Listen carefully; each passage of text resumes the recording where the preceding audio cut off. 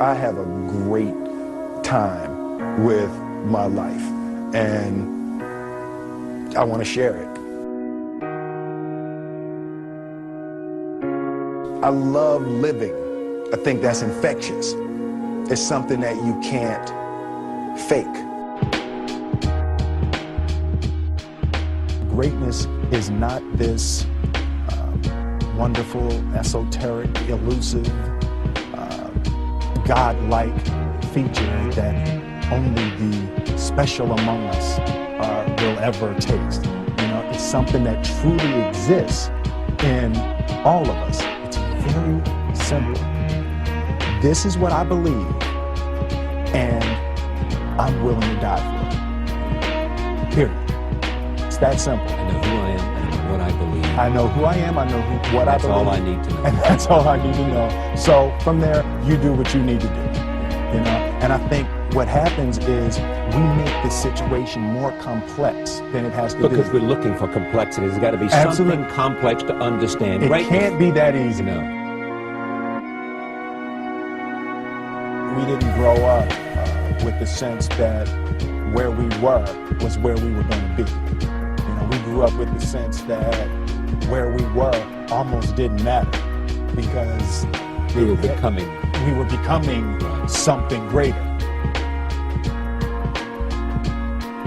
The separation of talent and skill is one of the greatest misunderstood concepts for people who are trying to excel, who have dreams, that want to do things. Talent you have naturally. Skill is only developed by hours and hours and hours of beating on your craft. I've never really viewed myself as particularly talented.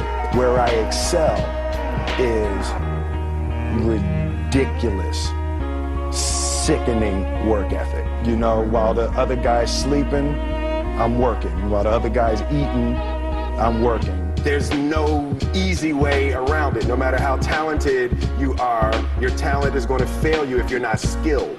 You know, if you don't study, if you don't work really hard and dedicate yourself to being better every single day, you'll never be able to communicate with people, with your artistry the way that you want. So the only thing that I see that is distinctly different about me is I'm not afraid to die on a treadmill. You might have more talent than me, you might be smarter than me, but if we get on the treadmill together, right, there's two things.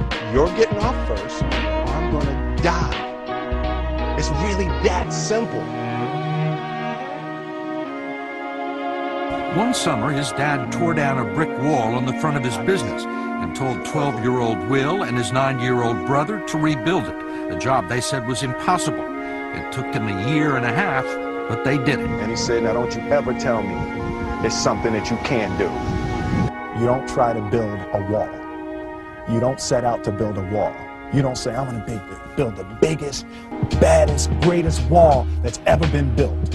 You don't start there. You say, I'm gonna lay this brick as perfectly as a brick can be laid.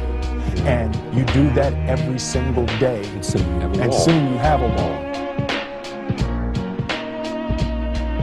You know, it's an idea that my grandmother always had, that if you're going to be here, then there's a necessity to make a difference. She always instilled the responsibility, the spiritual responsibility that you have to make every group you come in contact with better. I want to do good. I want the world to be better because I was here. I want my life, I want my work, my family, I want it to mean something. And it's like, if you are not making someone else's life better, then you're wasting your time.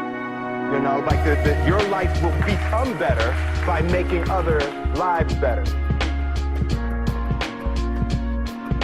I want to represent an idea. I want to represent possibilities. I want to represent the idea that you really can make what you want. One of my favorite books is The Alchemist, Paulo Coelho, and I just believe that. I believe that I can create whatever I want to create. The first step before anybody else in the world believes it is you have to believe it. There's no reason to have a plan B because it distracts from plan A. I think that there's a certain delusional quality that all successful people have to have. You have to believe that something different than what has happened for the last 50 million years of history. You have to believe that something different can happen. Confucius said, he who says he can and he who says he can't are both usually right. Being realistic is the most commonly traveled road to mediocrity. Why would you be realistic? What's the point of being realistic? Just put up a barrier. Yeah, I'm gonna do it. It's done. It's already done. The second I decide it's done, it's already done. So now we just gotta wait for y'all to see. It's unrealistic to walk in a room and flip a switch and lights come on. That's unrealistic. Fortunately, Edison didn't think so. It's unrealistic to think you're gonna bend a piece of metal and fly people over an ocean in that metal. That's unrealistic. But fortunately, the Wright brothers and others didn't believe that. And it just seems like such a ridiculous idea to me to embrace the idea that it's not going to happen. That's not real for that to happen. As soon as you say it, now you just made that real. Our thoughts, our feelings, our dreams, our ideas are physical in the universe. That if we dream something, if we picture something, if we commit ourselves to it, that is a physical thrust towards realization that we can put into the universe. That the universe is not a thing that's going to push us around. That the world and people and situations are not something that are going to push us around. That we are going to bend the universe and command and demand that the universe become what we want it to be. I study the patterns of the universe. There's a redemptive power that making a choice has, you know, rather than feeling like you're at effect to all the things that are happening. Make a choice. Like, you just decide what it's going to be, who you're going to be, how you're going to do it. Just decide. And then from that point, the universe is going to get out your way. It's like it's water. It wants to move and go around stuff, you know. You know, there's a flow of the universe that I've grown to know just how to go with it. I realize that to have the level of success that I want to have, it's difficult to spread it out and do multiple things. It takes such a desperate, obsessive focus. You really got to focus with all of your fiber and all of your heart and all of your creativity. I'm motivated by fear, you know. Fear of what? Fear of fear. I hate being scared to do something.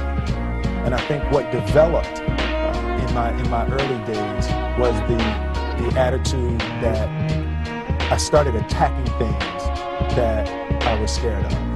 It was Franklin Roosevelt said the only fear you have to fear is fear itself. Absolutely, absolutely. You can't be scared to die for the truth. The truth is the only thing that's ever going to be constant. Don't ever let somebody tell you you can't do something. Not even me. All right?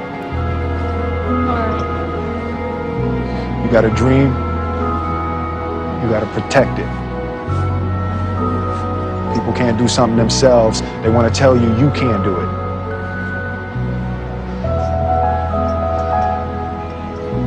You want something, go get it. Period.